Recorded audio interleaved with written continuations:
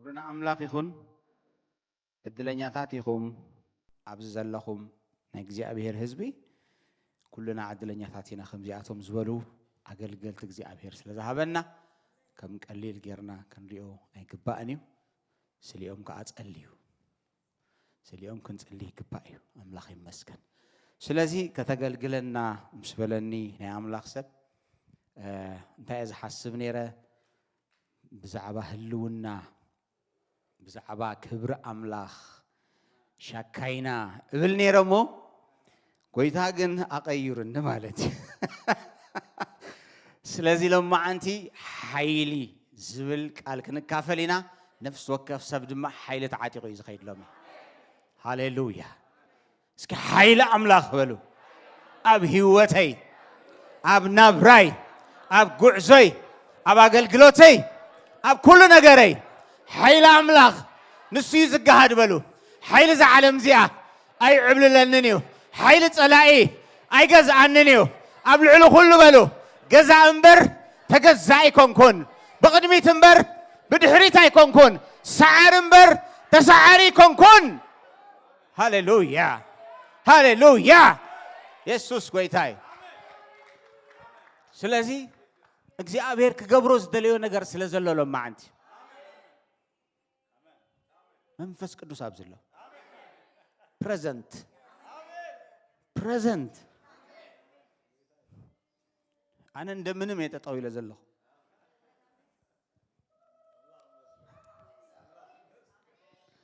ሃሌሉያ እምበር ሻካይና እስኪ ያሱቴ ከበሲ ያካሩስ ሃ ያሴኬቴ ካሮሲታ አሜን ኢየሱስ ጎይታ እስከ ኃይል አምላክ በሉ ማሃያሰዳ እንታዩ እግዚአብሔር ዋናው ዝኾነ ቃል ክህበካ ከሎ መንፈሱ ካምሱ ይለቀቕ ብድሕሪኡ ደሊቨራንስ ኣሎ አሜን ዝዕጣቅ ይዕጣቅ ዝትስእ ይትስእ ደኺሙ ዝነበረ እንደገና ጉልበት ረኺቡ ሙግያ ይጅምር ሃሌሉያ አትጸላይተይ ባይ ይበልኪ አሜን ከም ጭቃ መገድ ክትርገጥ ይኺ እግዚአብሔር ናይ ኃይለዩ ሎማዓንቲ ናይ ትንሳኤ መዓልቲ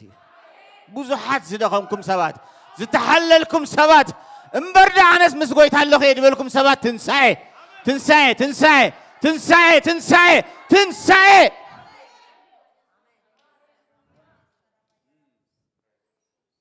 I don't know ብዙሕ ዓርቢ ሕሊፍኩም ትኾኑ ዓርቢ ሰቕለት ቀዳም ብዙሕ ሕሊፍኩም ትኾኑ ሎሚ ግን ሰንበት እዩ እስኪ ሰንበት ይበሉ ሎሚ ሰንበት እዩ ትንሳኤ ሎማዓንቲ ትንሳኤ ኣብ ነገራትኩም ኩሉ ትንሳኤ ኣብ ኣገልግሎትኩም ኩሉ ትንሳኤ ተሓቢእኹም ዝበኸኹም ሞ ተሓቢእኹም ዘልቀስኩም ሞ እንተ ብብኽያት እንተ ብሓጎስ እንተ ብሓይሊ እንተ ብድኻም ጸሎት ክሳዕ ዝጠፍኣኩም እግዚአብሔር ሎሚ ኣብ ነገራትኩም ትንሳኤ ክገብር ሃሌሉያ ጎይታ እኮ ንዕኡ ክገብር ይብዝደሎ ከማሙቐና ስቂሉ ፈጥፈጥ ከብለና ከውድቐና ጥራይ ኣይኮነን ምስ ወዳእካ ሓደ ነገር ሒዝካ ኢኻ ትትስእ ትወድቕ ዘለዉ ገዲፍካዮ ንስኻ ንበይንኻ ትትስእ ትኽራገፍ ዘግብኦ ራጊፍካ ንበይንኻ ትትስእ ሃሌሉያ ጸላእትና ደኒኖም ወዲቖም ንሕና ግና ደልዲልና ንቐውም ትንሳኤ እስከበሉ ትንሳኤ በሉ እጆኹም ትንሳኤ በሉ ሃሌሉያ ኢየሱስ ጎይታ ስለዚ ሎማዓንቲ ሓይሊ ዝብል ቃል ክንካፈል ኢና ሓይሊ ክትዕጠቑ ኢኹም ሎሚ ኣነ ጎይታ ነጊርኒ እዩ ሓይሊ ክትዕጠቑ ኢኹም ሓይሊ ክትዕጠቑ ኢኹም ባይዘወይ ብዙሕ ኣብ መድረኽ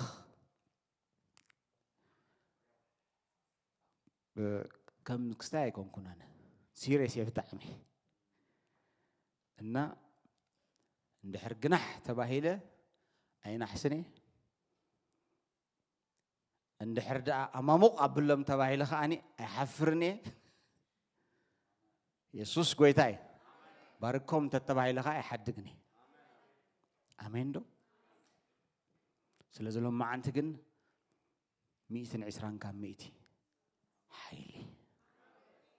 حيلي يسوع قويتاي سلزي حيلي كنبل كلنا بزح جزء بزعب حيلي كزرب كله سي أب أمرنا أب حساباتنا تقدادي مزمت أننا نجر بزح جزء كل يخيلي من البات حيالات سبات كنذكر نخيل خون ويدم حيالات هجرات كنذكر نخيل نخون بزح بوليتيكا زقدسو سبات حيلي كتب الكلخة نزن حيالات هجرات نزن أبتحتي عند الله دقص دبلا نزن كيت الزهرة كيت تنكفان أبز كيت خدا زبلا هجرات كذكر خيل خون قال سبات كعني أبجزاوتهم زقطهم زنبر سبات كذكر خيل خونه قال زقطوا زنبروا أنا نفسه مذكروا خونه حيل خبها كله جزف زبالة نجاراتنا أنا حاسب من الوقت أبيت كريستيان كون كله بمنفس هاو نجار كون كله خاني حيلي كبها كله خاني دليفرانس دون ذكر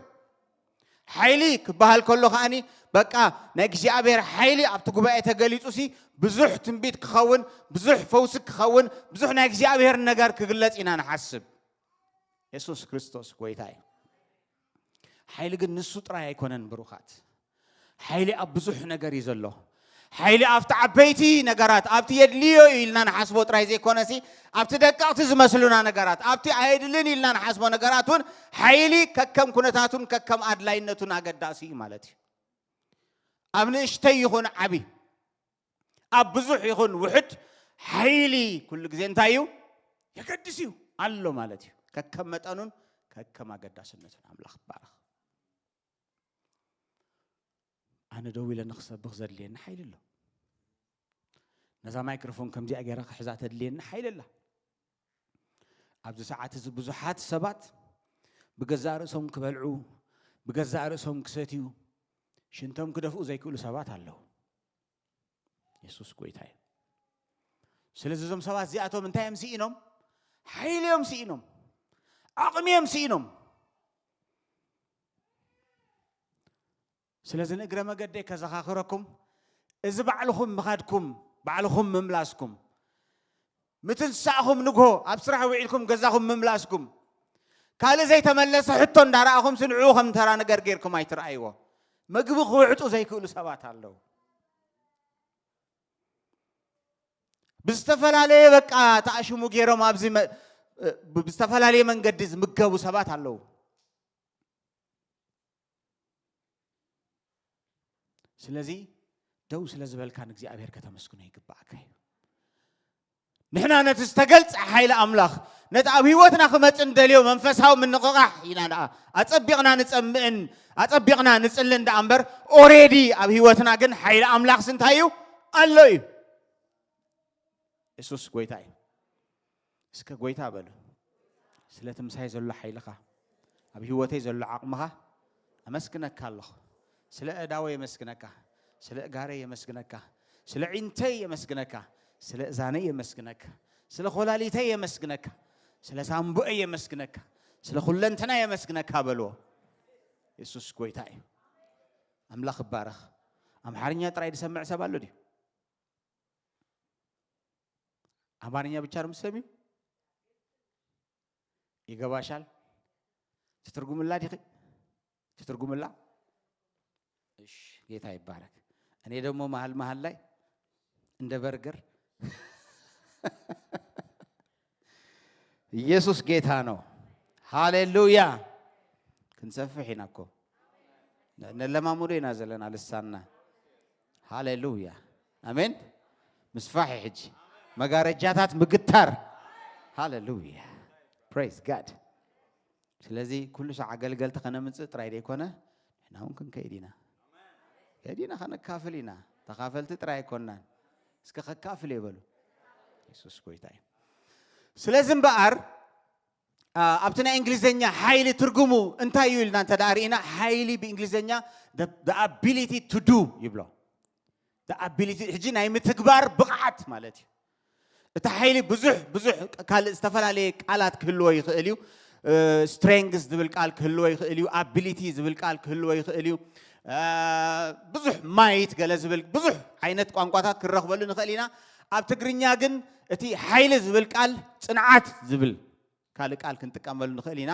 ብርትዐ ዝብል ቃል ክንጥቀመሉ ንኽእል ኢና ትሪ ዝብል ቃል ክንጥቀም ንኽእል ኢና ክእለት ወይ ከዓ ከኣልነት ዝብል ቃል ማለት እዩ ኣምላኽ ይመስገን ኢየሱስ ጎይታ እዩ ስለዚ ሓይሊ ክብል ከለኹ ነዚ ኩሉ ነገራት ኣብ ግምት ኣእትውዎ ማለት እዩ ኣምላኽ ይመስገን ስለዚ ኣብ ህይወትና ሓይሊ ኣለና ከኣልነት ኣለና ብርትዐ ኣለና ትሪ ኣለና ጽንዓት ኣለና ማለት እዩ ኣምላኽ ይመስገን እዚ ኩሉ ነገር ኣብ ሓይሊ ተጠቕሊሉሎ ማለት ኢየሱስ ክርስቶስ ጎይታ እዩ ኣምላኽ ይመስገን ስለዚ ኣብዛ ዓለም እዚኣ ብዙሓት ዓይነት ሓይልታት ኣለዉ ብዙሕ ዓይነት ሓይሊ ብዙሕ ዓይነት ዓቕሚ ኣሎ ኢየሱስ ክርስቶስ ጎይታ እዩ ኣብ ከባቢና ክርኢ ከለናሲ ብዙሕ ነድንቆም በቃ እዚ ክስቶ ሓያል እዩ ሓያል ዶክተር እዩ ሓያል መካኒክ እዩ ንብል ዶ ሓቂ እዚ ሰብ እዚ ደኣ እሞ ሓያል ዳኛ እንድዩ ንብል እዞም ሓያላት ኢልና ኣብ ህይወትና ብዙሕ ግዜ ነእትዎም ሓካይም ኣብ ህይወትና ብዙሕ ግዜ ነእትዎም ዶክተራት ገለ ነገር ከጋጥመና ከሎ ክሳዕቲ ዘይንገር እኳ ክሳዕቲ ምስ ሰብ ዘይማኸር ሓደ ግዜ ገረስ ወረሰን ነገልገልትና እውን ዘይንነግሮም ነገር ንነግሮም ኢና ኣይኮነን እንዲ ብምግላጽ ከምዚ ክበሃል ከሎ ከምዚ ዝኾንካ ሓፍቲ ከምዚ ዝኾንካ ሓዊ ክበሃል ከሎ ነታ ኣገልጋሊ ዘይትነግርዎ ኣብ ዶክተር ተኸይድኩም ግን ወላ እቲ ዶክተር ዘይሓተተኩም ኢኹም ትነግርዎ ሓቂ ሓሶት ኢየሱስ ጎይታ እዩ ስለዚ ዶክተር እዚ ኣብ ህይወትና ብዙሕ ኣስተዋፅኦ ኣለዎ በቲ ኣብኡ ዘሎ ናይ ትምህርቲ ብቕዓት ናይ ርድኢት ነቲ ንደቂ ሰባት ክጠቅም ኢሉ ነዊሕ ዓመት ወሲዱ ግዜ ከፊሉ ዋጋ ከፊሉ ዘጽንዖ መጽናዕቲ ኣብ ህይወትናሲ በቲ ኣብ ውሽጡ ዘሎ ሓይሊ በቲ ኣብ ውሽጡ ዘሎ ከኣልነት ገይሩስ ብዙሕ ኣበርክቶ የበርክተልና ብዙሕ ነገር ይሕግዘና ብዙሕ ነገር ይድግፈና በቃ ገለ ነገር ክንከውን ከለናሲ ኣብ እምሮና ይመጽእ እቲ ሰብ ብፍላይ ፋሚሊ ዶክተር ተደኣ ኮይኑ ኩሉ ሰዓት እንመላለሶ ተደኣ ኮይኑሲ ወላ ተተዓንቂፍና ሓደ ግዜሲ ኣምላኽ ይመስገን ኣይገርመኩምን እዚ ዶክተር እዚ ሓኪም እዚ በዓል መድሓኒት እዚ ግንሲ ኣብ ኩሉ ነገራትና እንዳኣተወ ንኩሉ ነገራትናስ ክፍውሶ ዘይክእል ኣብ ገለገለ ነገራት ዓቕሚ ይውሕዶ ኣብ ገለገለ ነገራት ምርዳእ ይኣብዮ እዚ ነገር እዚ ካብ ዓቕመይ ንላዕሊ ይብለና እዚ ነገር እዚ ካብቲ ናተይ ፍልጠት እንታይ እዩ ሕልፍ ዝበለ እዩ ምናልባት ዶ ሪፈር ክብለካ ናብ ካልእ ዶክተር ክትከይድ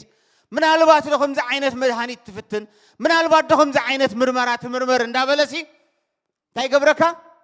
ናብ ካልእ ቦታ ክትከይድ ይመርሓካ ማለት እዩ እቲ ዘገርም ነገር ሓደ ግዜ እንዳተቆንዘኻ እንዳሕመመካ ድቃስ እንዳሳንካ ብሰንከት ሕማማ ውሽጥኻ ዘሎ እንዳነብዓኻ ከለኻሲ መርሚሮምሲ ወላ ሓንቲ ነገር የብልካን ይብሉኻ እሞ ቁንዞ እንዴት ኣለኹ እሞ ሕምም እንዴት ኣለኹ ኣነ እሞ ኣነ እኮ ድቃስ ለይቲ የብለይን ከመይ ጌርካ ዳ ወላ ሓንቲ የብልካ እንትብለኒ ኣለኻ ወላ ሓንቲ ዶ የቆንዙ እዩ ወላ ሓንቲ ዶ የሕምም እዩ እቲ ዶክተር ብቕዓት ኣለዎ እቲ ዶክተር ብርትዕ ኣለዎ ዓቕሙን ብርትዕኡን ግን ገደብ ኣለዎ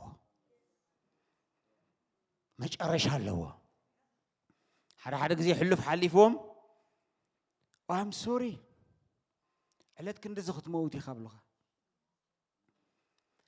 ሓደ ግዜ ድማ ምናልባት መቐነይ እንዳፈለጡ መቐነይ መድሃኒት ህቡኻ መጻንሒ መቀባጠሪ ልዕሊ ዓቕሞም ምዃኑ እንዳፈለጡ ነቲ ጉዳዩን ክፈትሕዎ ከምዘይክእሉ እንዳፈለጡ ግናኸ ካብኦም ምንቲ ከይትለቅቕ ካብኦም ምንቲ ከይትኸይድ የቐኒኻ እንዳቀባጠሩ ስለዚ ገደብ ኣለዎ ናይዚ ዓለም እዚኣ ሓይሊ ክንዲ ዝተምሃርካ ተምሃር ክንዲ ዝደለብካ ደልብ ክንዲ ዝኸለልካ ኹለል ክንዲ ዝኣከብካ ዲግሪ ኣከብ ኣብዚ ደርቦ ገደብ ኣለዎ ካልእ ኣብዚ ዓለም እዚኣ ዝእመነሉ ሓይሊ ንብዙሓት ዘንበርክኸ ንብዙሓት ዝገዝአ ሓይሊ ገንዘብ እዩ ገንዘብ ንመን ዘይገዝአ ገንዘብ ንመን ዘይተቆፃፀረ ገንዘብ ንመን ዘየንበርክኸ ሰብ ኣብ ጥቕኦም ጠጠው ክብል ዘይክእል ዓበይቲ ሰበስልጣናት ተፈራሕቲ መራሕቲ ሃገራት ከይተረፉ እቶም ሓያላት ሰብ ገንዘብ ቢዝነስ ዝገብሩ ሰባት ብዙሕ ጥሪት ብዙሕ ሃብቲ ዘለዎም ሰባት ነቶም ሰበስልጣን እንታይ ክገብርዎም ርኢናዮም ኢና ክገዝእዎም ርኢናዮም ኢና ዝተሓገገ ሕጊ ንዖም ከም ዘይምልከቶም ነቶም ሃብታማት ከኣቱ ዘይግብኦ ንብረት ገንዘቦም ከፊሎም የእትውዎ እቶም ንስኻ ብደብዳቤ ብሰንሰለት እትረኽቦም ሰባት ንዖም ግን ፊት ንፊት ይረኽቦም እንታይ ሓይሊ ስለ ዘለዎም ናይ ገንዘብ ሓይሊ ስለ ዘለዎም ዝደለይዎ ሰብ በቲ ናይቶም ሰበስልጣን ሓይሊ ገይሮም ዝደለይዎ ሰብ ይኣስሩ ንዝደለይዎ ፈታዊኦም ዓርኮም ማሕዞም የፍትሑ በየናይ ሓይሊ ገይሮም በቲ ናይ ገንዘብ ሓይሊ ገይሮም ገንዘብ ሓይሊ ኣለዎ ገንዘብ ብጣዕሚ ሓይሊ ኣለዎ እዛ ዓለምና ትርእይዋ ኣለኹም ብምሁራት ኣይኮነትን ትዝወር ዘላ ብሰብ ገንዘብ እያ ትዝወር ዘላ ሰብ ገንዘብ እንዳፈለጥካ ክትከይድ ከለኻ ትግረም ኢኻ ለካ እግዚአብሔር ጥራይ ይእሙን ካልእ ሁሉስ ይቕየር በቃ እቲ ዘለዎ ወንሲ ክውስኽ ክብል ይሕሱ እቲ ዘለዎ ወንሲ መሊሱ ክድልብ ክብል ሲ ሕጊ የቕንን ፍትሒ የቕንን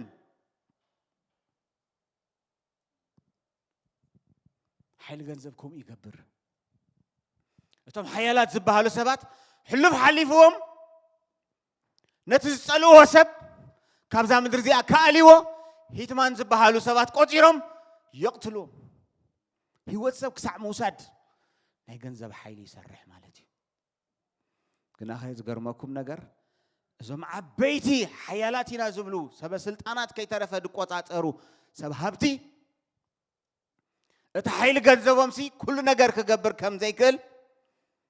እታ ዝበለፀት መኪና ገዚኦም እንዳዘወሩ እቲ ዝዓበየ ናይ ኢንሹራንስ ቀዳማይ ዲ ሳልሳይ ዝበሃል ነገራት ገይሮም ኩሉ ዘድልዮም ገይሮም ሲ ኣብ መገዲ እንዳዘወሩ ክኸዱ ክኸልዎ ገንዘቦም ሲ ውሕስነት ዘይኮኖም ክጋጨው ይኽእሉ ምናልባት ተተጋጨው ሲ ገንዘቦም ካብ ሞት ከድሕኖም ዘይክእል ምናልባት እንተሞቱ ሲ እቶም ቤተሰቦም ከፊሎም ሲ ካብ ሞት ከተስእዎም ዘይክእሉ ሃብታም ኮይንካ ንደቂ ካብ ዝበለፀ ቤት ትምህርቲ እቲኻዮም ሲ ሓንጎል ግን ሲ ክትገዝኣሎም ዘይትኽእል ኣይገርመኩም ብዝኾነ ኣጋጣሚ ንሓደ ዝፀልእዎ ሰብ ብገንዘብ ኣወጊዶሞ ሲ እንተተጣዒሶም ወይቲ ዝተቐትለ ሰብ ብጌጋ እዩ ነይሩ ተራእታ ባሂሉስ ገንዘቦም ከፊሎም ነቲ ዝቐተልዎ ከተስእዎ ይክእሉን እዮም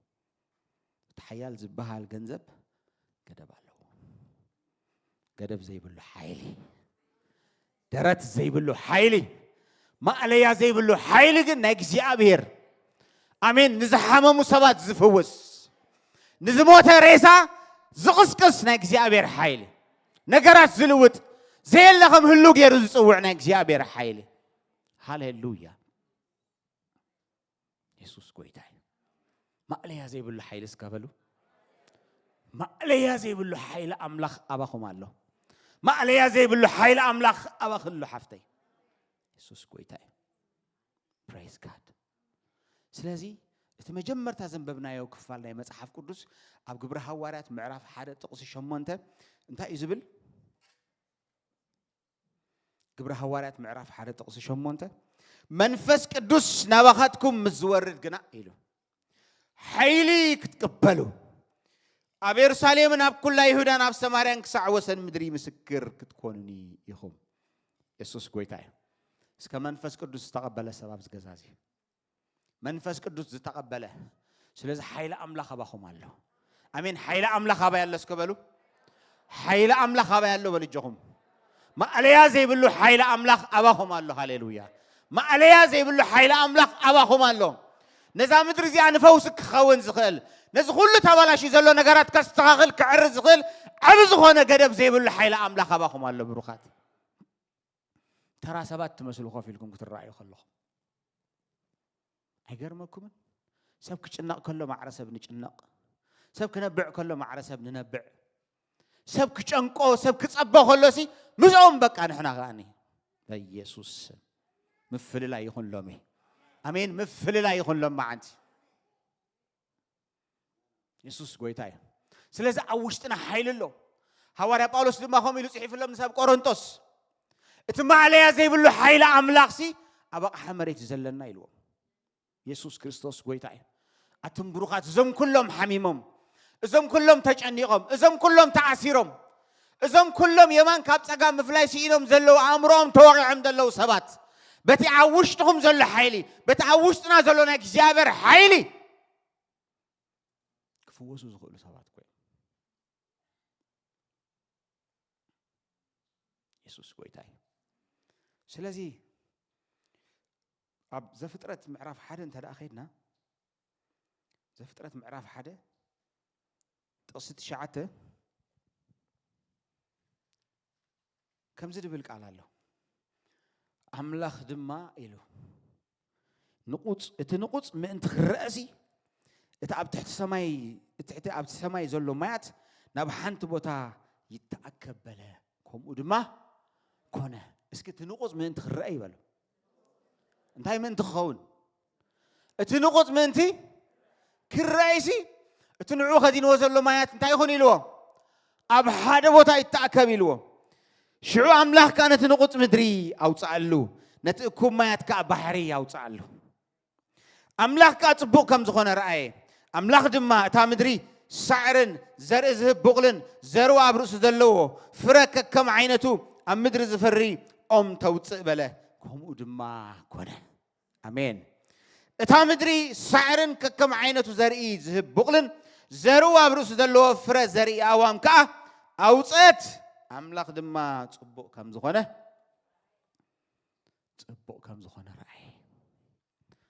راي بروخات زادم بمنايا معرف مدري بمنتاي تخدينا نيرا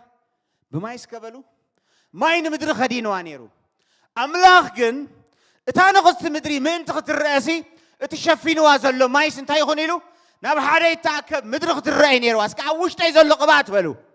اوشت يزلو حيل بلو اوشت يزلو صبغ نغر بلو من تخرأي بلو من تخرأي لما انت بلو اكزيابهر زخدنا نغر زشفنا نغر زعقتنا نغر كودو غيبل هاليلويا كنتلو يبلو هاليلويا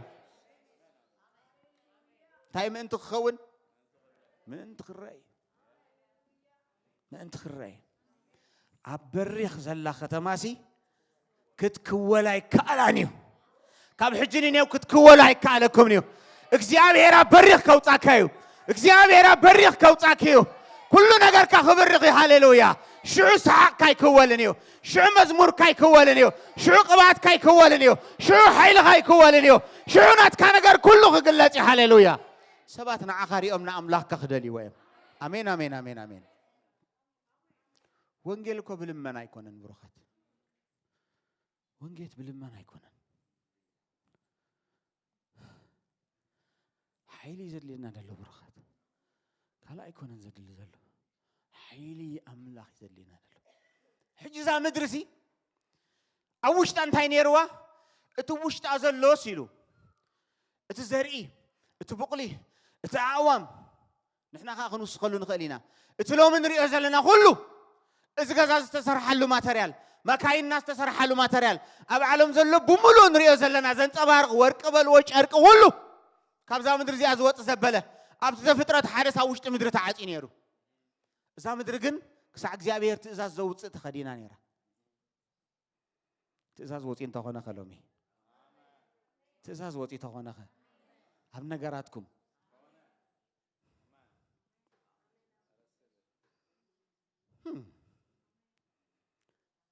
تخدينا نيرا كساق زيابير تزاز دوت كساعت ما يتعالى كساعتي شفينو أزلسي كله نبحده وتايتاك بيلو زيابير تزاز دوت سي مدرسق إلى نيرا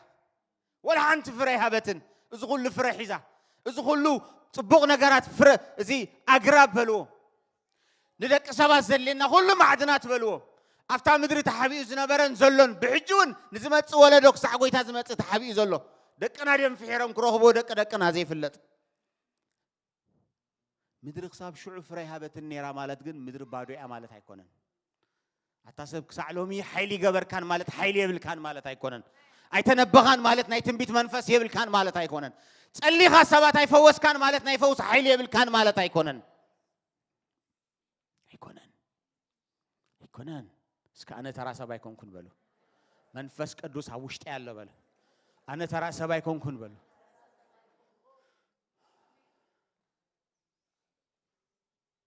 ኢየሱስ ጌታ እዩ ሪኢኹሞ ምድሪ እግዚአብሔር ትእዛዝ ክሳዕ ዘውፅእ ከም ተራ ኮይና ተሸፊና ትኸይድ ነይራ እግዚአብሔር ምስ ኣዘዘ ግን ሽዑ ፍሬያ ክትህብ ጀሚራ ሎማዓንቲ ዝበቁል ነገር ኣሎ እግዚአብሔር ዘብቁሎ ነገር ኣሎ አሜን ዝራእይ ጸጋ ዝራእይ ኃይል አሜን ዝልላ ነገር በቃ ኢየሱስ ጌታ እዩ ሃሌሉያ ስለዚህ ንሕና ከምዚና ኮይና ዘለና ብሩኻት ኣይኮነ እንዶ ንሰባት ክንጠቅም ኣይኮነ እንዶ ንኻልኦት ንኃይል ክንከውን ኣይኮነ እንዶ ንኻልኦት ከነበርትዕሲ እንምርከኸሉ ኃይል ንስእነሉ ግዜ ኮይኑ እንጽልየሉ እነንብበሉ ኃይል ሲኢና ሎሚ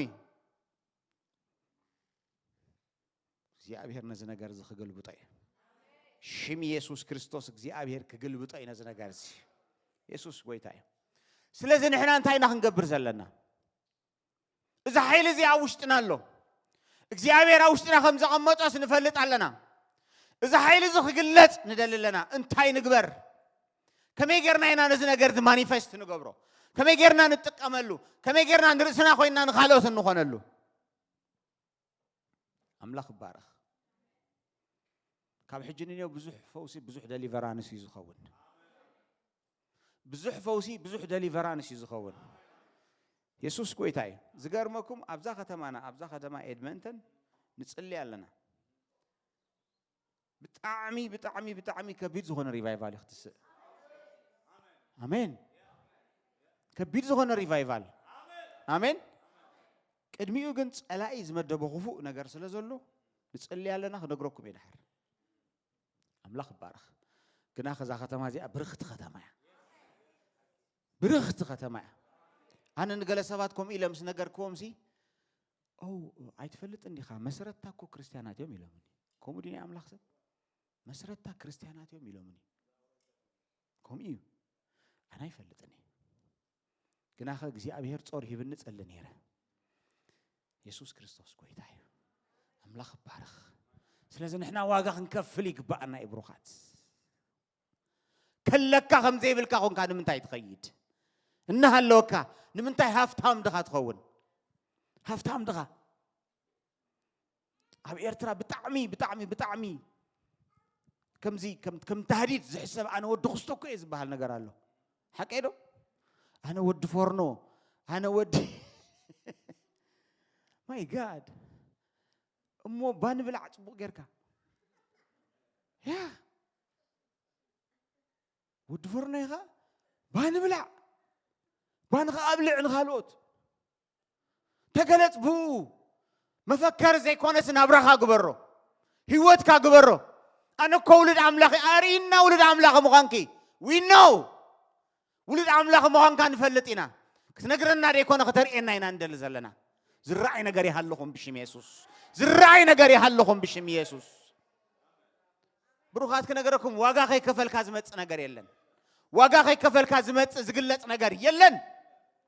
ማይክሮፎን ምስ ሓዝካ ዝመጽእ ትንቢት የለን ኣብ መድረኽ ምስ መጻኻ ዝመጽእ ስብከት ሽዑ ከምዚ እንደወረደ ኖ የለን የለን ብዙሓት ብሓይሊ ዝተገልጹ ናይ ኣምላኽ ሰባት ብዙሕ ሪቫይቫል ብዙሕ ሓይሊ ዝገበሩ ሰባት ሰብ እንዳደቀሰ ከሎ ኣይደቀሱን ሰብ እናበልዖ ከሎ ይጾሙ ነይሮም ሰብ ተኣኪቡ ክስሕቕ ክዕልል ከሎ ንሳቶም ኣነስ ንበይነየ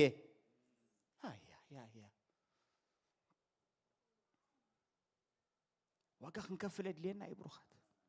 ዋጋ መኽፋል የድልየና ብኸምኡ ዝመጽእ ነገር የለን ተገለጠልኝ የለም የለም እንደዛ የሚባል ነገር የለም ዋጋ መክፈል አለብን መጸለይ አለብን መጾም አለብን ጾም አሁን ኦልድ ፋሽን ነው አይደል ኦልድ ፋሽን ሆኗል ጾም በቃ ናይ ቀደም ነገር ከምዚ ፋሽኑ ዝሓለፈ ነገር ኮይኑ አነ ብጾም ብጣዕሚ ብጣዕሚ ብጣዕሚ ብጾም ዝኣምን ሰበ ብጣዕሚ ኣብ ህይወተይ ካ ስለ ዝራእኽዎ ማለት حقيني أملاك سب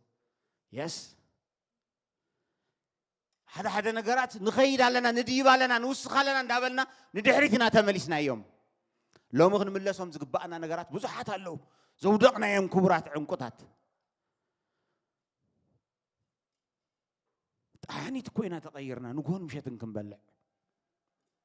بحق እግዚአብሔር ምሕረት ይግበረልና نمارس كأن النجاجر تخمدي أجر كتعم كيرت فلت تخمدي أجر تقصد إيه تنقرني my goodness هاليلويا آمين بلو يسكت سوي تاي سلازين تاي نقبر سكن تاي نقبر بلو تاي نقبر بلو براوان عصرت حالا نخيت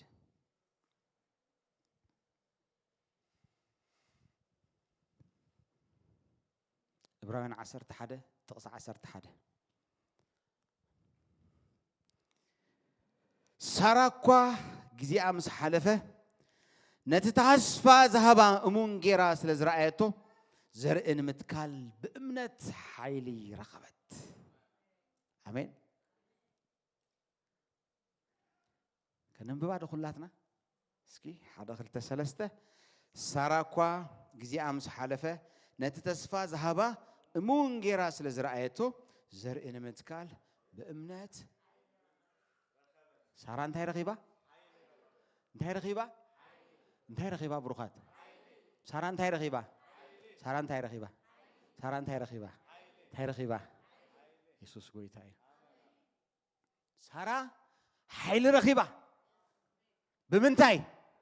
بإمنت اوكي سلازي حيل غرك من تدع خوينا انتهي زد لينا امنت كن هانت يد لينا امنت كم يجر كايزه النت امنت كتلون خم يجري خعيز لني انتين تملا اخيو انتين تجبر كي بيلد ابز خونا تي امنتي لنا قنا حسب يزقبعنا ابراهيم ابزحيسني ازلنا معرف تقص حدا قنصلمو ابراهيم معرف حدا تقص حدا انت يبل امنت قنا ها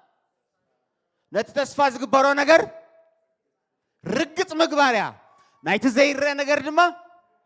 مرد عيلوا سلازي امنت كلتا نجار جيرو قال يتصوالله اتحانتي نتتصفى زقبرو نجار انتاي مقبر رقص مقبر ناي بجاكم تزاربوا نتتصفى زقبرو نجار نمنتاي ددقمكم دلخو فليطه ناي نتتصفى زقبرو تصفى زي قبرو قال مالتي حجة بيننا نهات الزلنا سقيلنا موت أسفاتات نأكب امنت مالت رجسنا مخان ترى غيرنا سلنا حسبه بتتسفخ نقبرو لزقبعنا نجارن بتتسفخ نقبرو لزيقبعنا نجارن رجسنا نخون شعب زح نجار يفتسمن እግዚአብሔር ተስፋ ዝገበርና የዘበለ ሁሉ ዛመና የዘበለ ሁሉ رجسنا زخنا له زبل ሁሉ አይፍጽሙኒ እግዚአብሔር ንቃሉ ይዝፍጽም እግዚአብሔር ነትናቱ ተስፋ ይዝፍጽም እግዚአብሔር ነትናቱ ፍጹም ፍቃድ ይዝፍጽም ነትናት ካድሌት አይፍጽሙኒ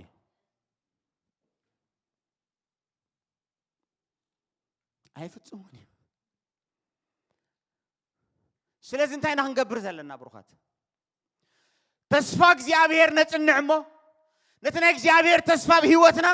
እንደሐዝናዮ ንዑ እንዳአመናዮ ንዑ ርግጥ እንዳሆልናሎ ንዑ አብ ህይወትና እንዳአወጅና እንተኸይድና እምነትና ዘዓቢ ታኻላይቲ ትርጉማ ከንታያ ናይቲ ዘይርአ ነገር ምርዳ እስከበሉ ርዲኢትካ ከተስፈሐለካ ኣብ ቃል አምላኽ ማለት እዩ እምነትካ ከዓቢ ተራ ኮይኑ እቲ ናይ እግዚአብሔር ዓይነት እምነት ህልወካ ተራ ኮይኑ ንስኻ እንታይ ክትገብር ኣለካ ርዲኢትካ ኣብ ቃል አምላኽ እንዳፋሓርካ ليتن معلتن اندامر مركا رديت كا تسفح لك مالتي املاخ مسكن يسوس قويتاي كم يقرنا هنا هو من قبر اوكي مصحف اياسو نخيد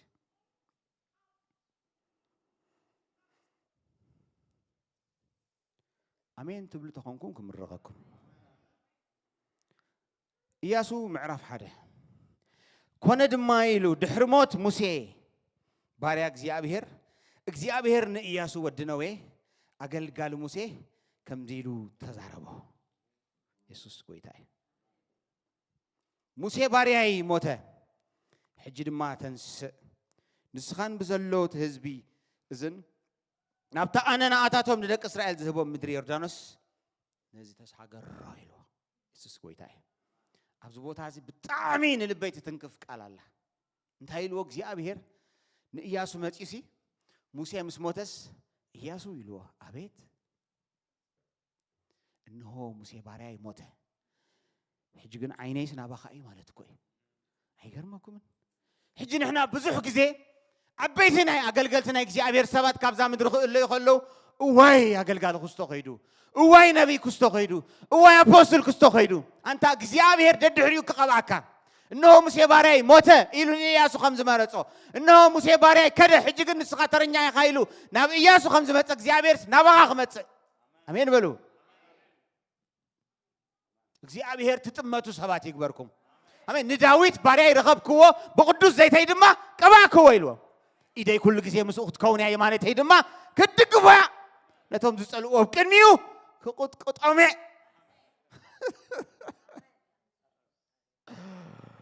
نسوا أبوي كبلني وأنا خاب أخرى كبلي هاي سلازم نجزي أبير ترى خبلو ترى خبوا ما كستوي تعالوا كستوي متعب زي قدس بنيك زي أبير علامات زي كوينو كابزا مدرز إلا يسابي لن أنا حدا نقركم حدا أوان دسمبدكو أوان شوك زخونكو أوان الله بتعم زفكرو بتعمي ناتي سامبل ناتي أبي هو تي بزح نقر مريح زخوننا عبيني أملاخ سب كابزا مدرز أهند بالتالي سمبيده دبلت أفيني كم زخلو ديله أيقر ما كمن إجابير راي سنبدني إجابير أمليتني شتتي لني كستوس كي تتقام كلهم تزقبع أي بلني إجابير جنا خلها خوس دكاي خيريو إجابير جنا نداوي خلها خوس دكاي خيريو بحيلو سلز تعمى من كالوت كم زتس أتأمين بلو وترنيا يزيت بل ترنيا يبل نمنتاي كستو خده نمنتاي كستو تمنتله نمنتاي كستو موتاي تبل እግዚአብሔር ዓላማ አለው ናኻ ከተሳካ ይሎሚ ብሽም ኢየሱስ ስለዚህ እግዚአብሔር ስለ ሙሴ እንታይ ኢያሱን እንታይ ኢልዎ ሙሴ ባሪያ ይሞተ ስለዚህ ንስኻ እንታይ ግበር ኢልዎ እስከ ተንስእ በሉ ስለዚህ ምትንሳእ ይዘልና ከተንሳእ ካያ ይበሎን ብሩኻት ተንስእ እዩ تنسى بشم يسوع بروخات نتسألوت نتجهات نتسع فقد كهاب نجزي أبير النغو عبيت جزارو سام مسركوا نعشتر ما بولدهم مسركوا اجزي أبير أموني بدحري النغو تلك يسوع كويتاي أبز بقدام أي كوفيله أنا قرك خانة أملاخ سب أبز خوفيله حاونا نبي مني شو تمسكن داقل خلصي إد نايسب تفعلي خير كله رأنيرا تفعلي خير سنبت نيرا what's going on نحرقن كالي إد قد أمنيرو أبتي إرسي فوسي من نقاف تتحفو حتى إدكم كغيرو إكزي أبي بس كغير إدكم كم تقبروا حتى إد بلوا كم دحر حج بلوا ገንዘብ መቁጠር ጥራ አይኮነን እንጀራ መብላዕ ጥራ አይኮነን ፍውስ ያለ ካበልዎ ምን ንጋፍ አለ ካበልዎ ወሃቢ ካበልዎ ተቀባል ጥራ አይኮንካን አታይድ በልዎ ሙታት ክትቅስቅስ ኢኻ አታይድ በልዎ ካንሰር ከንቱ ክትገብር ኢኻ አታይድ በልዎ ኦቲዝም ከንቱ ክትገብር ኢኻ አሜን እልልታ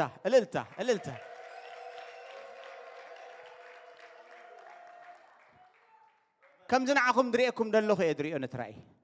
كم زنعكم دريئكم دلخ كم يزريئو دام لخ خلص يدسي كم ز كاميرا سيستم نريئو للم دخان دي نعكم كأقوي تخلى على ميدكم خون يتمنت إلي خير نلعلي يوسد أبس ما يسبير بارت اللي تفلت ديهم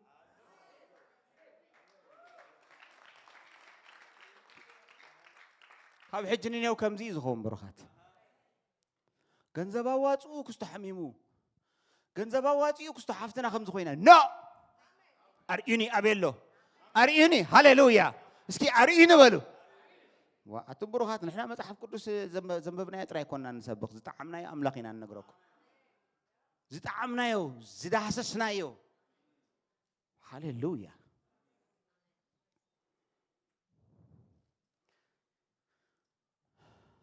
تنسو نتنسى أنا أبكر مريسا حموش تجزي طويلة له نجزي حموش تبالسكي بلجهم دحفر تغيني أنا إذا حفر حموش تجزي بلجهم حموش تجزي أبكر مريسا طويلة له كتسلي كتسيلي سي أبي هري رئي تمرخات سي أبي هري رئي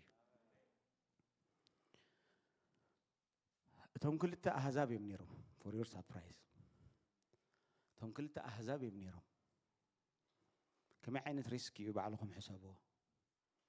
كتعد تخلها ريسك كتوصل خلها ريسك مقعد حق زي كونه كم استيفانو سبعة دربا من غيرهم قاتلوا خازخلو حمشتي ما يتسون غرمكم حمشتي ما يتسون كناخه እግዚአብሔር ይርአይ ነዚህ أنا تسأل له أنا يسوع قويتاي موتات يوم زي تسومبر أو أقل قلوتنا زي تفوز حمام يلن كانسر تفوز HIV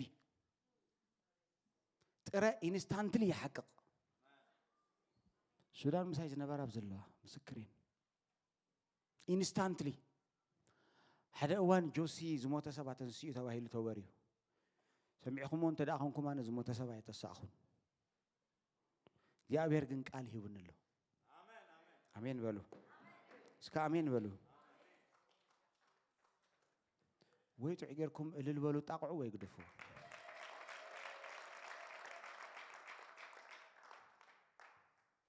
زعل جانا عيط راي كونت النخلاتكم يا هذا أوان حنتي سبيتي كاب هوسبيتال أوت إما تسفى وريتهم كاب هوسبيتال أوت إما أوكي حجي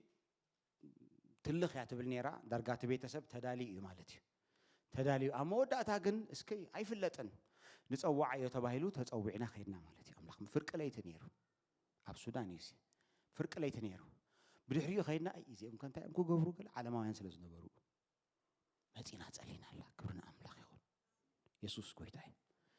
حكايم زي كألوه تسفى قريتهم كهوسبيتال زوج واسبيتي هجيلو دحر نبيت سباخ النجرم دا تبع هلا كله እግዚአብሔር ግን تنفاسه إلا حجي أب جباء خير كله أنا تمكحت خي مسل النابلكو بتنا يشعوز نبرن درجة مالتي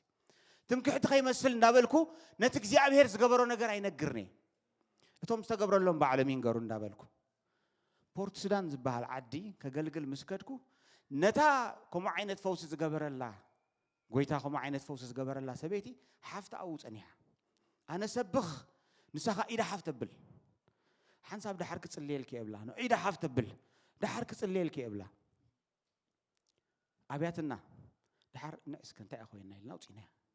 كنت مسكر يا دليل تقوم بالسينا كمسكرول لأن إذا جرزسي حسب أملاك لبو تخافيتون ولا نتقالسي لبو تخافيتون سمع الله ويلا مالتي كنت مسكر كلا أنت إلى مسكرة حافتيس حواي كونت نيلا حافتيس خاموت تنسي عيلة تزاريبا مقنعة قبيس أم ما يمدير من الصم فيديو لأن نخم إلى عند مسكرة كلا أبي جيب تزأتوا أنت متابه لنيرو مو تاتسي زي أبي هرب استجانا نمسكرنا تاي كبرني تني حقي تنسى موتان جنا بكرمين هالو يسوع كويتاي اسكب كرمين هالو بلو أب كرمين هالو اسخاي تمسكر እግዚአብሔር سب فنكيلو أما خلقوا بقى خمس مسكري قبر يدلي أيه كويتا لبكم تخفيتكم من تسمعني إذا نقولكم دلق أما تشرش لكن تصلينا كابزي أخي تفوس زوات سب يلن من نقاف زد ليه سب تناقي في زوات تنبيت زد ليه من ريحة زد ليه تقبلي زغيد ناتكم تراي كونن سيل قربوا بيتسبكم أب إيرترا دلو أب جرمن دلو أب قلد دلو እግዚአብሔር ትንሣኤ قبري أب هوسبيتال دلو أب جزኦም دقيسهم دلو እግዚአብሔር فوز قبري إيد እግዚአብሔር كتحلف يا آمين يسوع كويتاي تزهبن قال لبكم كفيتكم سمعوها نبارياي كالب جنايلو كالب منفس سلزنبرو فتسيمون سلزعبن سعبني نابتعتي وازنبر هجر كأتوه اسكسترداتو نابتعتي وازنبر اسكبلو كأتوه ها نابتعتي وازنبر اسي اتبامنت نقولت امين كذا هايوسي next time እግዚአብሔር መጪ ያተካለሁ ይድብለካ goodness I don't know ሕጂ አነ ትሽዑ ዝገበርክዎ ገብሮዴ አይ ገብሮን አይፈልጥኔ እትናይ ሽዑ ድፍረት ናይ ሽዑ እምነተይ I don't know ብድፍረት ትገበርክዎ አነ ሽዑ በእምነት አትየ ኣብ ቅድሚ ሬሳ ጠጠው ይላል እግዚአብሔር ነት ዛዓተ ካዮ ክትወካይልንሎ አታይቶ በኢየሱስ አታይቶ በኢየሱስ my goodness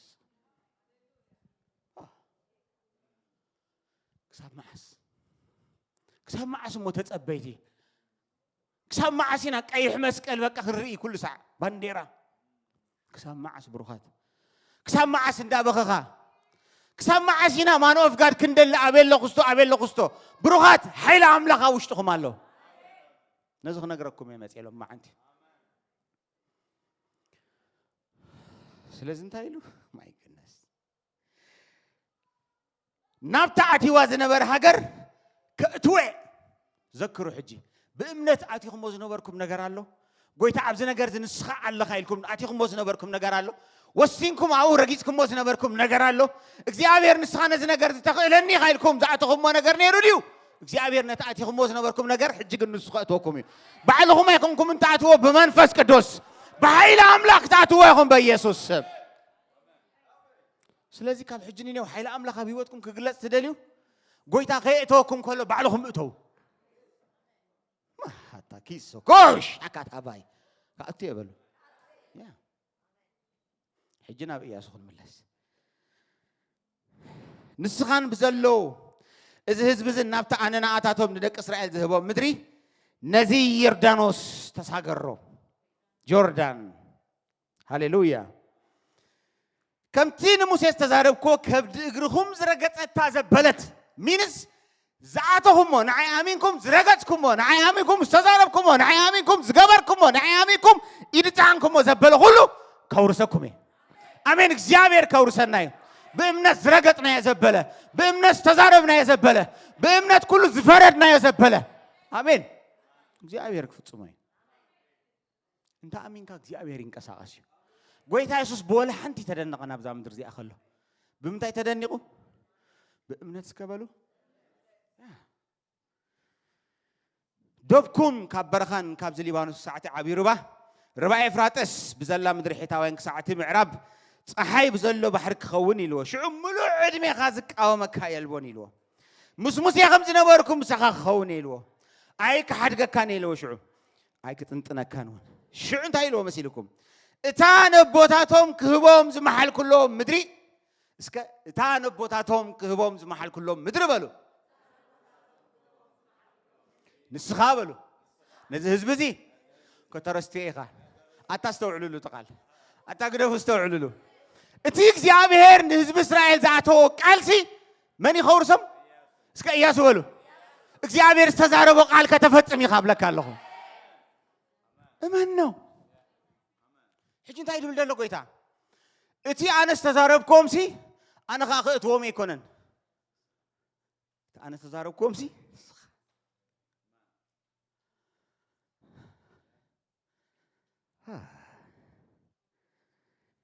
كترستي غيلو سلازي صنع عيلو تبع كم تموسي باري إذا أززكا كله حق المقبارو نختحلو ترايدا صنعا أزيخا تبعا نابتخدو زبالو كله من تقنع عكاس كابوني يمان كنا نتقام أي تجلس يلو آمين أبزلا بوينت حزولي حجي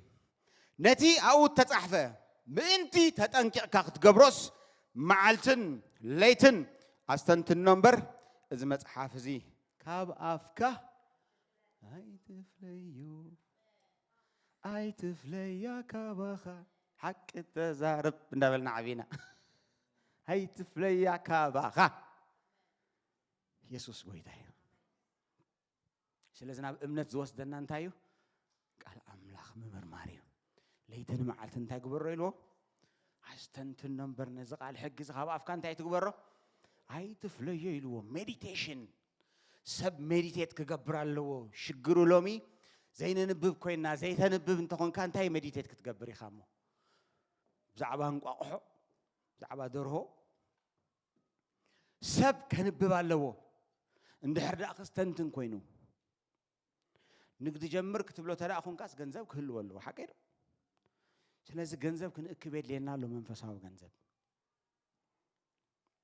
ኣስተንትን ነው ኢልዎ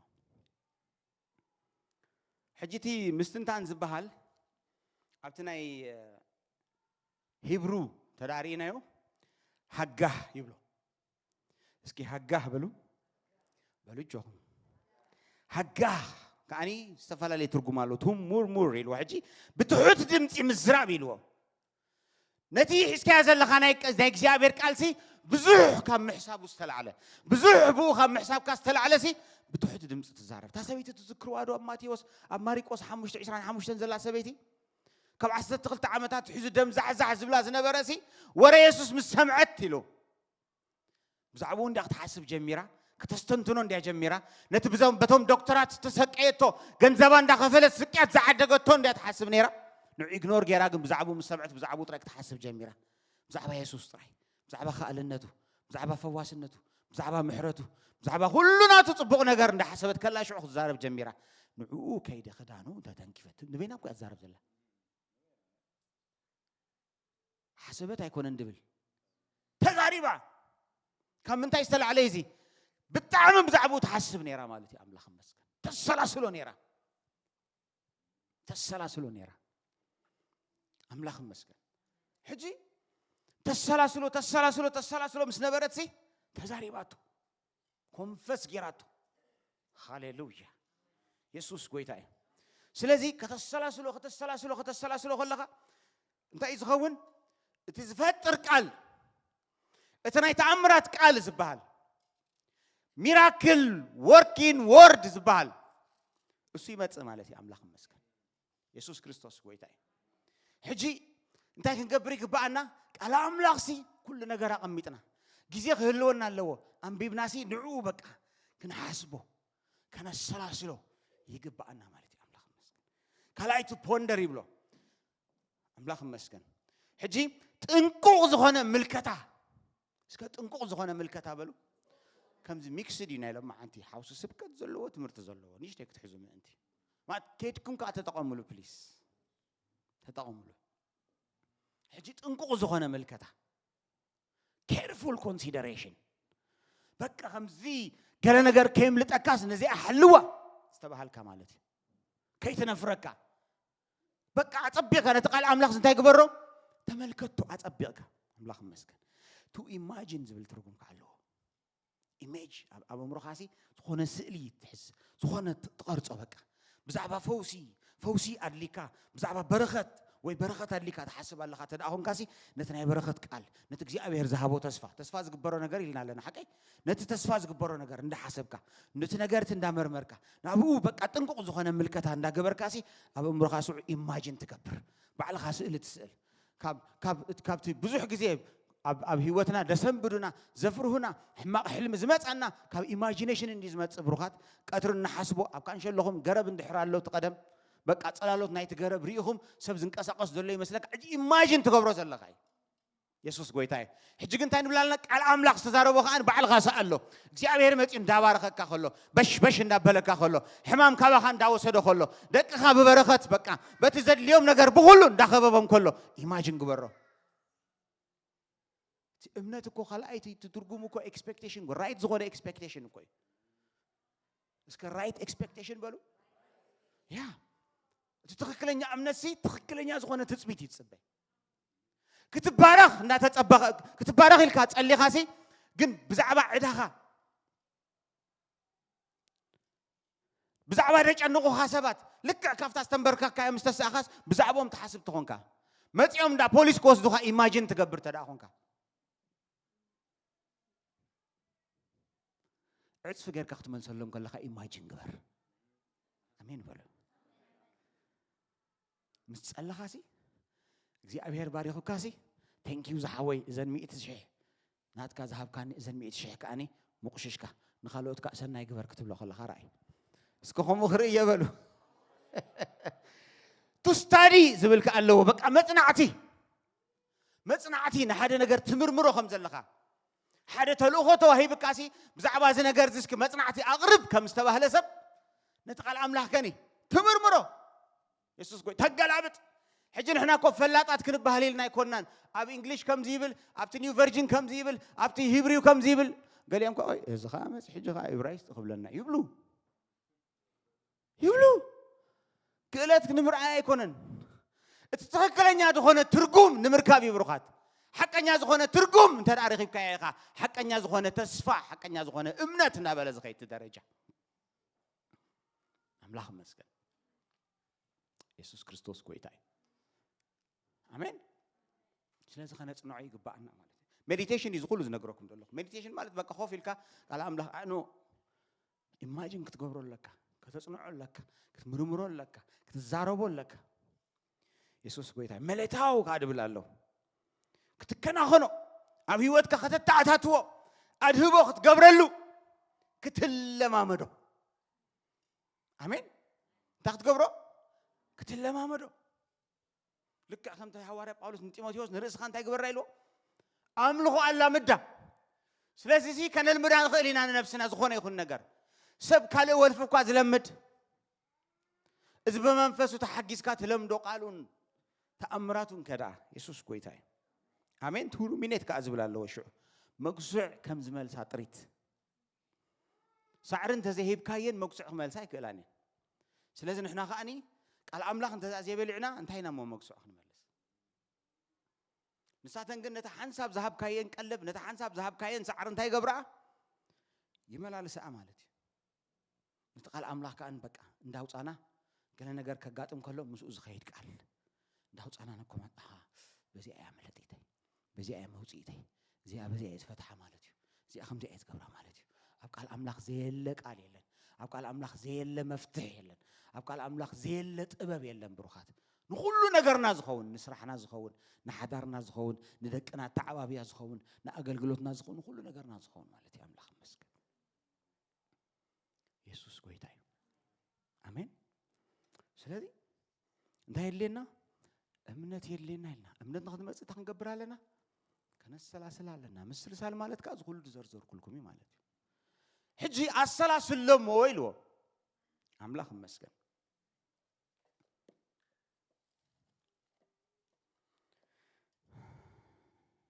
ካብ ኣፍካ ኣይትፍለ ኢልዎ ለይትን መዓልትን ኣስተንትኖ እምበር ካብ ኣፍካ ኣይትፍለዮ ሕጂ እንታይ ክንትብላ ዘን ኣሕዋትና ኢድኪ ከይትፈሊላ ነዛ ድስቲ ክንትብላ ምሽ እንታይ ማለት እዩ ቀጻለ ኣኹስያ በቃ ከይትሓረኪ ሕጂ ህይወትና ከይትሓርር ማለት እዩ ቃል አምላኽ እንታይ ክንገብር የብልናን ክንፈሊ የብልናን ሕጂ እንታይ ይብለሉ ካብ ኣፍካ ኣይትፍለዮ ማለት ኩሉ ሳዕ ክትበልዕ ኣለካ ካልኣይ ከኒ ኩሉ ሳዕ ክትኮማሶዕ ኣለካ ሳልሳይ ከኒ ታ ኣይትፍለዮ ትብል ምእዋጃ ግን ማዓሲኻ ትእውጆ መዝሙር ዳዊት ምዕራፍ 39 ጥቅስ 3 መውፅዎ ቃል አምላኽ መሰንበብናዮ ሕጂ ብዙሕ ግዜ እንታይ ኢና ንገብር መሲልኩም በቃ ኮንፈስ ግበሩ ስለንበሃል ኮንፈስ ኢና ንገብር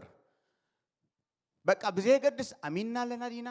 አይ አመናን ዲና እዚ ደረጃ ኣበይ ያሎት ናይ እምነትና ብዘይ ገድስ ከይመርመርና ከይሓዝናሲ ስኢልና ኢና ንዛረቦ ሽዑ ውፅኢት ከይመጽእ ክተርፍ ከሎ ከኣኒ ተስፋ ንቆርጽ ቃል እግዚአብሔር ብትክክል እንተዳ አውጅናዮ ኣብ ህይወትና ኮንፈስ እንተዳ ጌርናዮ ማለት እዩ አምላኽ መስገን ኮንፈስ እንተዳ ጌርናዮ ያዓይ አሜን ያዓይ ወይታ ይባረኽ ሕጂ እንታይ ይመስልኩም እቲ ብዚ ደንበብኩልኩም ፕሮሰስ ብሙሉኡ ማለት እዩ ብመስርሕ ኢኻ ትኸዶ ሕጂ ክትእውጅ ከለኻ ስቕልካ ደይኮነ ትእውጅ መጀመርያ ነቲ ቃል ተስፋ كم مصحف قدس زخونه بعلخ تسفا زغبر كايو زيكونه كم ناي كستو محزاي كم ناي كستو عركي زيكونه كاب قال املاخ زخونه وسيد كان عون تحت قبرو لك اسكي استنت النمبر بلو ابافكا اي تفليو بلو استنت النمبر كاب افكا اي تفليو حجي استنت نو كاب افكا اي تفليو صناح يزب لك هادلو حنسا اي تفليو حنسا باي توصايو مجمره انت قبرو اسكي استنت نو بلو استنت نو مجمره كاب افكا كيف لك يا خلخا استنت نو ኢማጂን ግበሮ በቃ ፖንደር ግበሮ አኮማ ሳዓዮ አብዚ እምሮኻ በቃ አምጻዮ ተለማመዶ ጥዑ ዝኾነ ሃቀና እንዳገበርካ አብሩ እምሮኻ አመሳስሎ በቃ አምጻዮ ሞሪ ሽዑ እንዳሰላሰልካ ክትከይድ ከለኻ እንታይ ዝኸውን እትቃል ኣብ ውሽጥኻ እምነት እንዳፈጠረ ኃይል እንዳፈጠረ እሳት እንዳነደደ ውሽጥኻ ይመጽእ ማለት እዩ ኢየሱስ ጎይታይ እስኪ በሐንሳብ ከነንብባይና 39 ጥቅስ 3 ልበይ ውሽጠይ ረሰነ ከስተንትን ከለኹ ሐው ተቃጸለ አሜን ሕጂ ኩሉ ግዜ በጃኹም ካብ አገልገልቲ ጥራይ ተጸበዩ ሐዊ ብርግጽ ሐላፍነት አለና እንዲሁ ሐላፍነት አለና እዩ ግን ንስኻትኩም ባዕልኹም ነቲ ሐዊ እንታይ ክትገብሩ ትኽእሉ ኢኹም ተቀጻጽሉ ትኽእሉ ኢኹም ሜዲቴት ግበሩ አስተንትኑ نتقال كاستن تنخل لخص انتايلو اوش تايسي ها حوي تقاطل يلو شعب ملحسيك معاشي بملحسو تزاريبو مستقاطله هاليلويا داويد كب قال بوتا انتايلو امنكو سلازي تزاربكو معاشي تزرب مس امنكا نخت امن تايد ليكا مستنتانيد ليكا انا ختستنتن انت ليكا من باب ليكا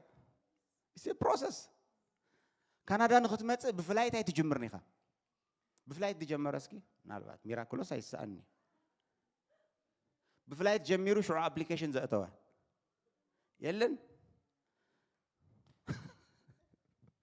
يسوس غويتاي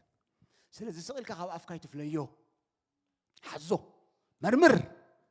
السلاسلو كرداكاي وشتخ حوغ فلح كله بقى تندد كلها كرداكاي هاي كتب لي خاش وايز انا عيا كتب لي خاش شعو توجو شو يسرح مالتي املاك مسك يطقمكم قالوا دزقال اسك تتقيم الله تبلو يسوس كويتاي منالبات نعي طري حدش كيكون ጸጥ لكم ريخم منمو ونعي طري مالتي حدش زقال يسوس كويتاي ስለዚህ አንበብኩሞ ስለዚህ ተዛረብኩ ይበለን ተሰሚዕኒ ተዛረብኩ ይበለን አመንኩ ስለዚህ ምስ አመንካ እንታይ ግበር ተዲ አሜንካ ካብ አፍካ ይትፍለያ ሓዛ አሜን ኢየሱስ ጎይታይ ቃል አምላክ ለይተን ማዓልተን ብሩኻት ቃል አምላክ ለይተን ማዓልተን ክብርን አምላክ ይሁን ኦ ሃሌሉያ ስለዚህ كم يالنا ساعتنا أنو يحيدو قال يسوس قويتاي بزدل له منفس دهون كيد ولا سويتش كنقبر يقصل مش لخمس نركب لينا دحن نركب لينا اسكبلو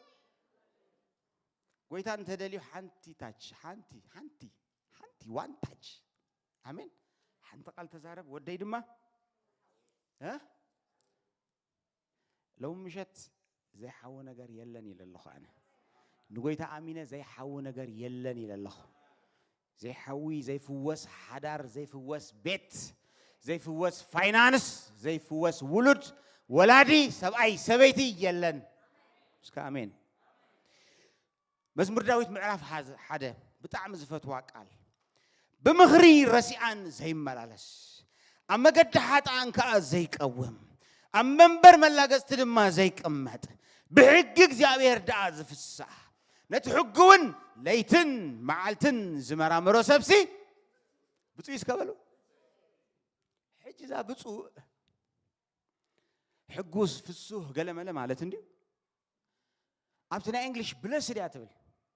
بلسد مالتن برخت مالت هيكونا حجتي برخت كابك زابير زمت أناي آمين بلو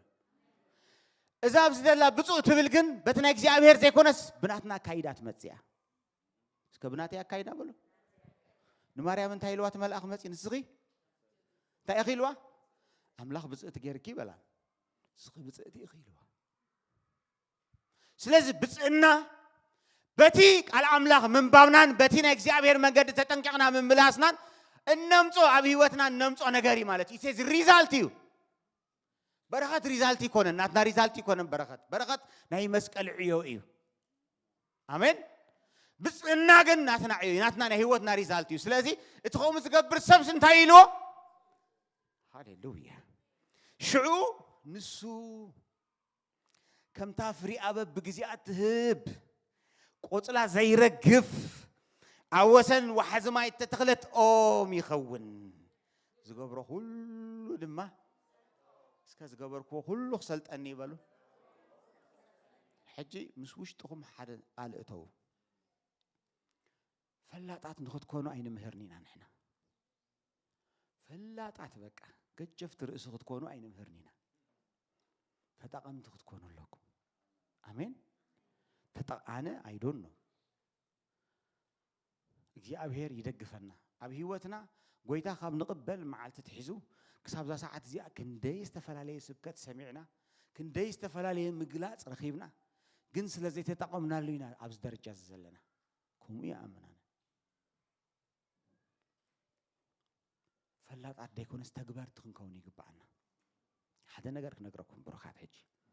አዛ መዝሙር ዳዊት ምዕራፍ ሓደ ዘላ ብጣዕሚ ደስ ትብለኒ ቃል እቲ ንቃል አምላኽ ዝምርምሮ ሰብ ለይትን መዓልትን ነቲ ቃል እግዚአብሔር ዝምርምሮ ሰብሲ ብፁዕ እዩ ኢልዎ ሓቀዶ ሽዑ ንሱ ከምታ ፍሪ አበብ በግዚአት ትህብ ኢልዎ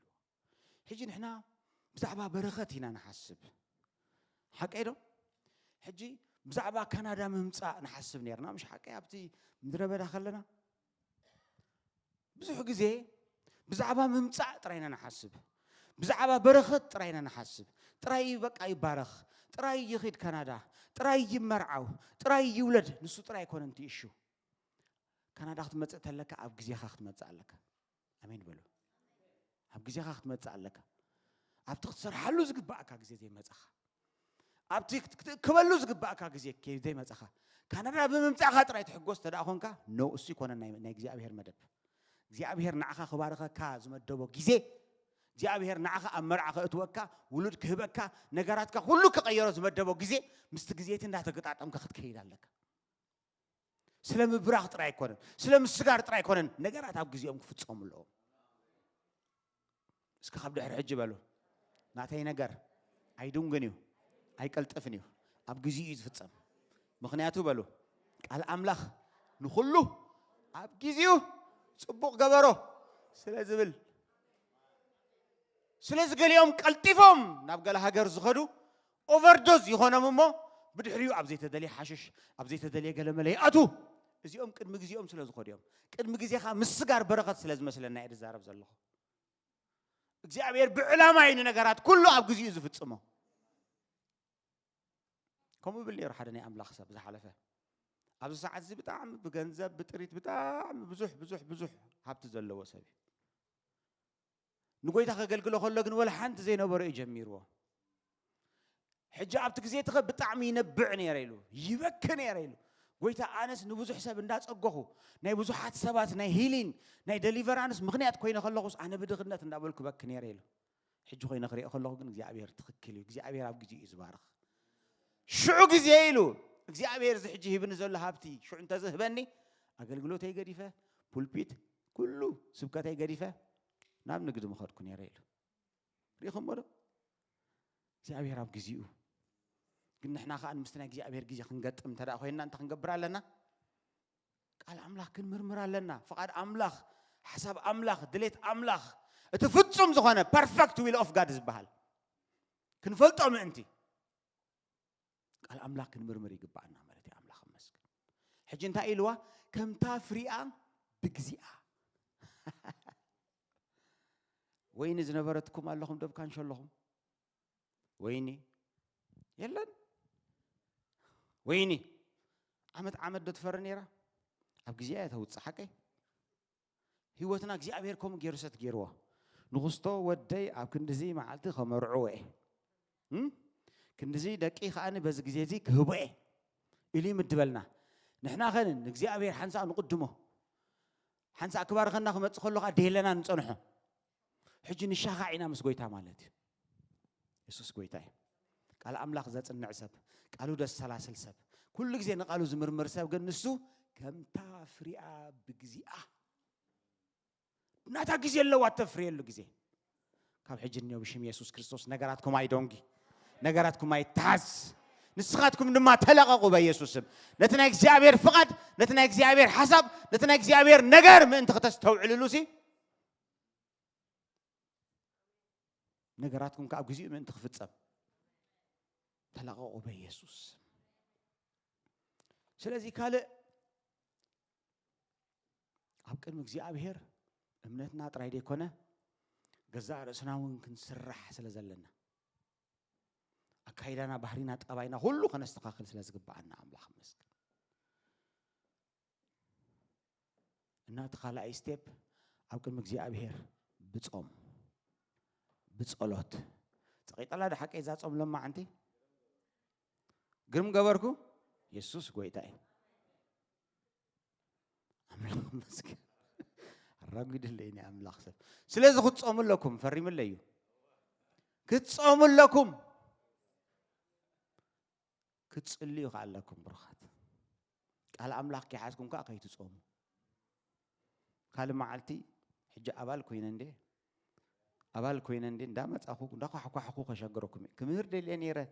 ሓንቲ ትምህርቲ ነይራትኒ ሓንቲ ምግላጽ ነይራትን እንዳበልኩ መጸኩም